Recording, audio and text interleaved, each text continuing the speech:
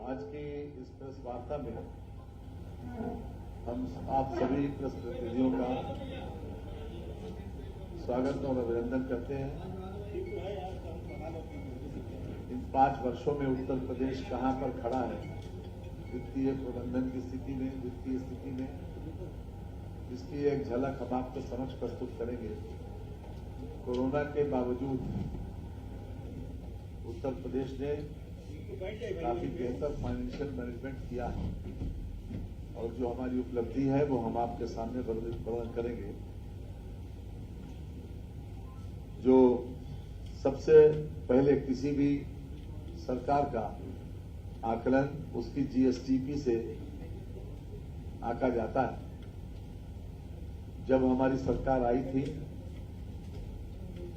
उस समय वर्ष 16-17 में उत्तर प्रदेश की जीएसडीपी 12,47,000 करोड़ रुपया थी, 12.47 लाख करोड़ रुपए थी। वर्तमान में हमारी जीएसडीपी 17,49,469 लाख करोड़ रुपए पर पहुंची है। ये 5 वर्ष में जो इजाफा हुआ है लगभग 40% का इजाफा हुआ है और ये हमारे लिए एक संतोष की बात है कि हमने तमाम विपरीत स्थितियों को फेस करते हुए अपनी जीएसडीपी को बेहतर प्रबंधन के आधार के ऊपर इस वृद्धि तक पहुंचाया। इसके साथ क्रेडिट डिपॉजिट रेशियो जो हमारा है वो भी अपने आप में उल्लेखनीय है। लगभग 6% हमारा क्रेडिट डिपॉजिट रेशियो बढ़ा है।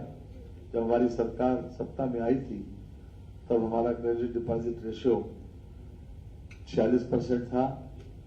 6% की वृद्धि इसमें हुई। हमारी बैंक शाखाओं में भी वृद्धि हुई है। लगभग 90,000 से अधिक बैंकिंग आउटलेट्स से मतलब यह है कि जिसमें बैंक मित्र और बैंक सखी शामिल हैं। लगभग 1,14,882 बैंक मित्र और सखी जो उनके माध्यम से भी जो आउटलेट्स हैं, यानी कि वो लोग भी इस बैंकिंग सिस्टम में हमारे आम जनता को सहयोग देते हैं। और वर्तमान में हमारे 19,056 बैंक हैं उत्तर प्रदेश में। इस प्रकार बैंकिंग व्यवस्था के तहत इस 1,14,000 और 19,056 को अगर जोड़ लें तो 1,33,938 ये हमारा बैंकिंग आउटलेट्स है जो अपने आप में विशेष रूप से लोगों की सुविधा के लिए है। तो डिजिटल ट्रांजैक्शन जो है वो भी अपने आप में एक महत्वपूर्ण है कि हमने पिछले 5 वर्षों में डिजिटल इंडिया कार्यक्रम के तहत डिजिटल लेन देन को बढ़ाया है। वित्तीय वर्ष 21-22 में दिसंबर तक 268 करोड़ रुपए का डिजिटल ट्रांजैक्शन किया गया है। ये 17-18 में 122.84 करोड़ रुपए का डिजिटल ट्रांजैक्शन हुआ था, जो 20-21 में 391.02 करोड़ रुपए तक पहुंचा है। जितना ज्यादा डिजिटल ट्रांजैक्शन होगा उतना ज्यादा पारदर्शिता होगी और मैं समझता हूं कि वित्तीय मामलों में जितनी ज्यादा पारदर्शिता होगी उतने सभी लोग उसका अनुभव कर सकते हैं उसी परिस्थिति को। हमारा जो बजट साइज था वो भी पिछले 5 वर्षों में उसमें भी इजाफा हुआ है। पहला बजट हमारा 3,84,659.73 करोड़ रुपए का था और अंतिम 21-22 का जो हमारा बजट था वो 5,66,051.84 लाख करोड़ रुपए का था। इसमें भी महत्वपूर्ण वृद्धि हुई।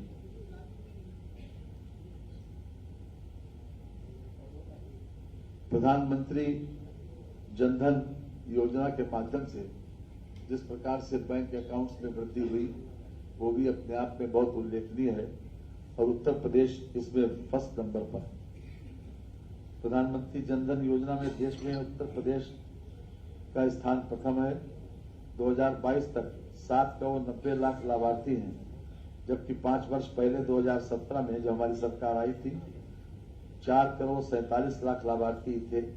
5 वर्षों में 3.43 करोड़ लाभार्थियों की वृद्धि हुई और इसमें धन भी लगभग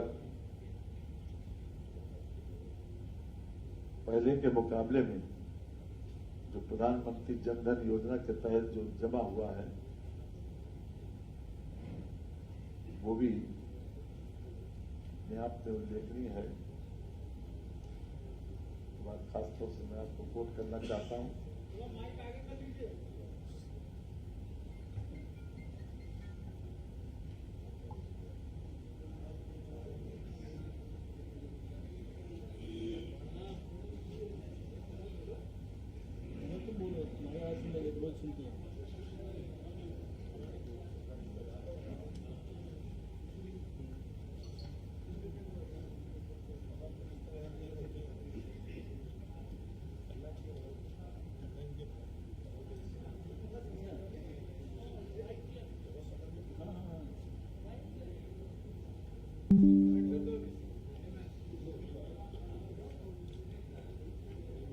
अभी हम आपको इसका अकाउंट भी पूरा अमाउंट बता देंगे।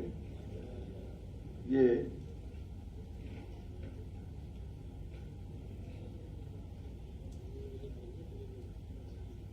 कई बीमा योजनाएं प्रधानमंत्री के माध्यम से चलाई गई थी। उसमें जीवन ज्योति बीमा, प्रधानमंत्री जीवन ज्योति बीमा में देश में उत्तर प्रदेश दूसरे स्थान पर है। पिछले 5 वर्षों में 247% की इसमें वृद्धि हुई है। 2022 तक प्रदेश में कुल लाभार्थी 111 लाख हैं। पिछले 5 वर्ष में मार्च 2017 में मात्र 32 लाख थे, तो इसमें 247% की ग्रोथ हुई। प्रधानमंत्री सुरक्षा बीमा योजना में उत्तर प्रदेश प्रथम स्थान पर है। आपको मालूम है कि मात्र 12 रुपए में ये इंश्योरेंस होता है। 2022 तक प्रदेश में कुल 3.73 करोड़ लाभार्थी हैं, जबकि मार्च 2017 तक 1 करोड़ 20 लाख ही लाभार्थी थे। पिछले 5 वर्षों में 2.53 करोड़ लाभार्थी बढ़े हैं, जो पिछले 5 साल की तुलना में 211% की वृद्धि हुई। अटल पेंशन योजना ये बहुत अच्छी योजना है। 18 साल से लेकर 60 साल तक लोग इसमें पैसा जमा करते हैं और अलग अलग इसका स्लैब है।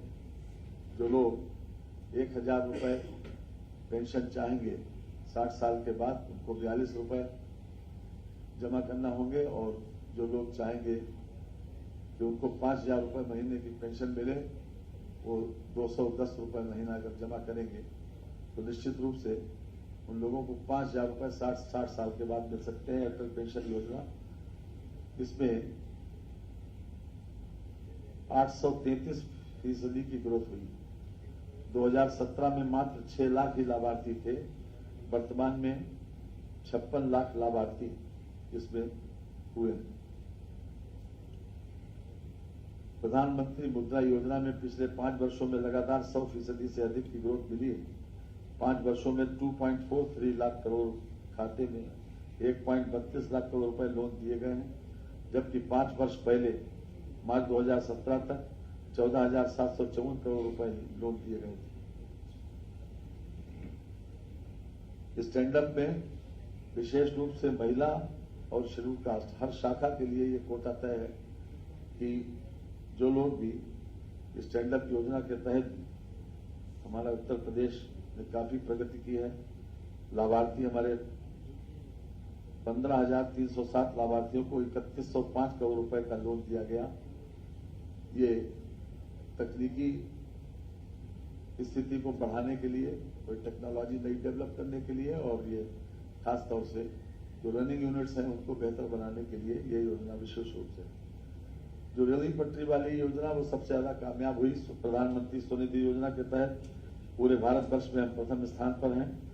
10 अग्रणी जिलों में, प्रदेश में 6 जिले उत्तर प्रदेश में ऐसे हैं: लखनऊ, कानपुर, आगरा, वाराणसी, मेरठ और प्रयागराज। ये देश में प्रथम लखनऊ है, कानपुर द्वितीय है, आगरा 5वें स्थान पर है, वाराणसी 6ठे स्थान पर है, मेरठ 9वें स्थान पर है, प्रयागराज 10वें स्थान। ये 8,24,000 लोगों को ये स्वनिधि योजना के तहत दिया गया और इसमें अगर प्रॉपरली ट्रांजैक्शन होता रहे तो 20,000 मिलेगा, 20,000 तक लोन मिल सकता है और 20,000 रुपए लोन लेने के बाद अगर ठीक प्रकार से ट्रांजैक्शन किया जाए तो 50,000 रुपए तक लोन इसमें मिल सकता है। ये सबसे ज्यादा पॉपुलर स्कीम हुई है कि जो लोग खासतौर से रवि पटरी वाले, जो लोग महाजन से मोटे ब्याज पर रुपया लेते थे, वो जो कुछ पैदा करते थे उसमें से अधिकांश भाग ब्याज में ही चला जाता था, इसलिए उन लोगों के लिए ये बहुत बड़ा वरदान है।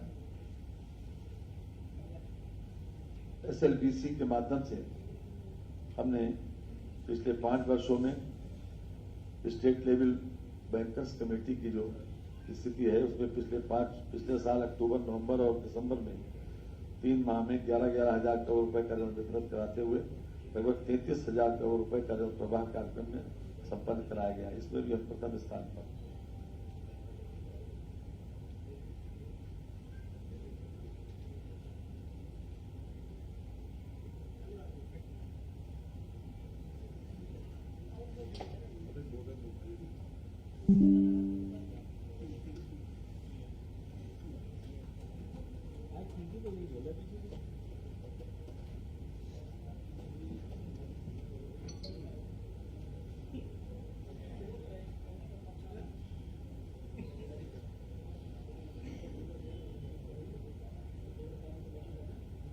हमने 100 दिवस का जो कार्यक्रम घोषित किया है उसके तहत 21,000 करोड़ रुपए का ऋण हम 100 दिवसों में बांटेंगे, इस प्रकार की घोषणा की गई है और इसका कार्यक्रम चालू भी हो गया।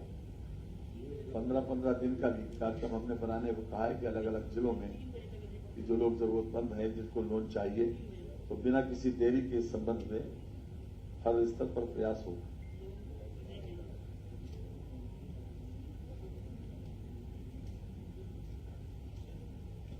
छह महीने में 51,000 करोड़ रुपए का ऋण वितरण किया जाएगा और 5 साल में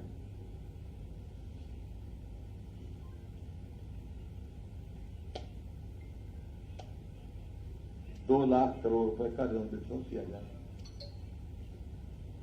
ये अपने आप में उत्तर प्रदेश को आत्मनिर्भर बनाने की दृष्टि से, लोगों को रोजगार उपलब्ध कराने की दृष्टि से बहुत पॉपुलर है और अभी तक लोगों के सामने बहुत बड़ा संकट था गारंटी का।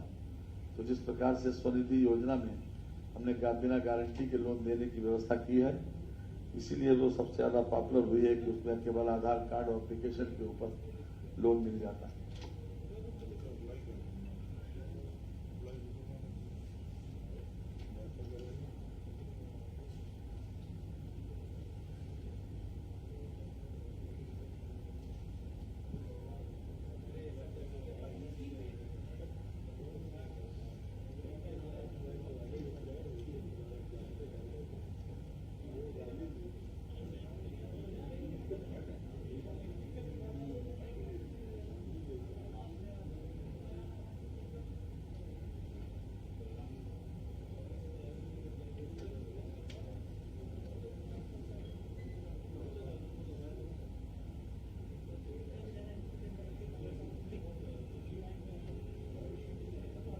उत्तर प्रदेश में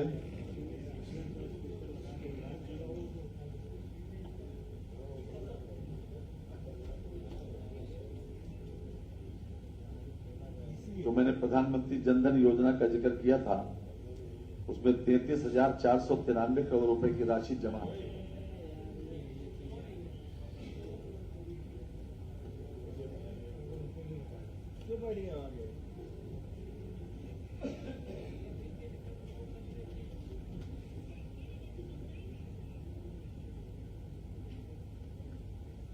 आगे बैंकिंग सुविधा बढ़ाने के लिए हमने 700 बैंक शाखाएं और 700 ATM ये आगे आगे आने वाले दिनों में लगाने का फैसला किया। इसमें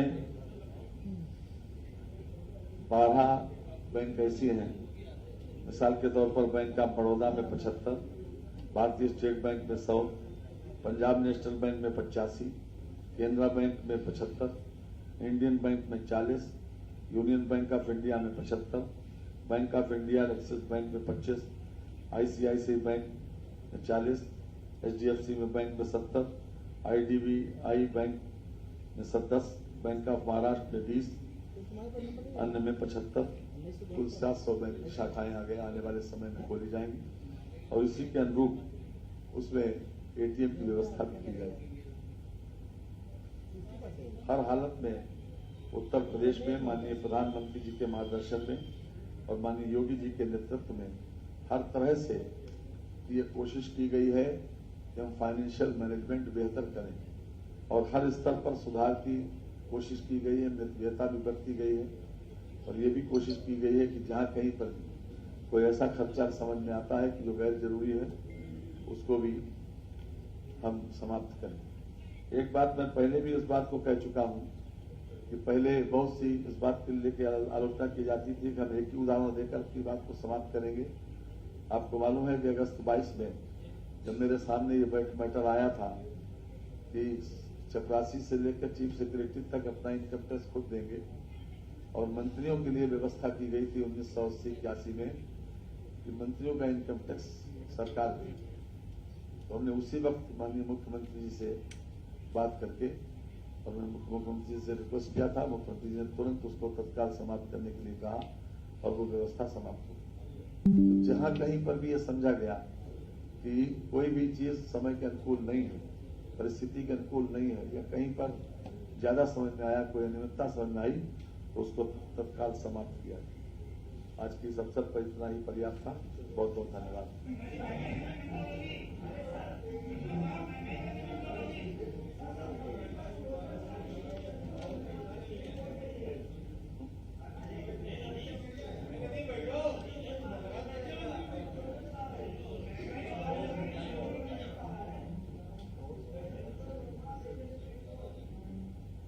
ऐसा है, अखबार में आज विश्व बैंक की रिपोर्ट छपी है। ये स्टैंडर्ड हम सब स्टैंडर्ड लाए हैं, आज में आप टाइम बेस्ड इसमें टाइम लगाइए तो आपकी जानकारी बढ़ जाएगी और आप इधर उधर की बातों ज्यादा ध्यान मत दीजिए।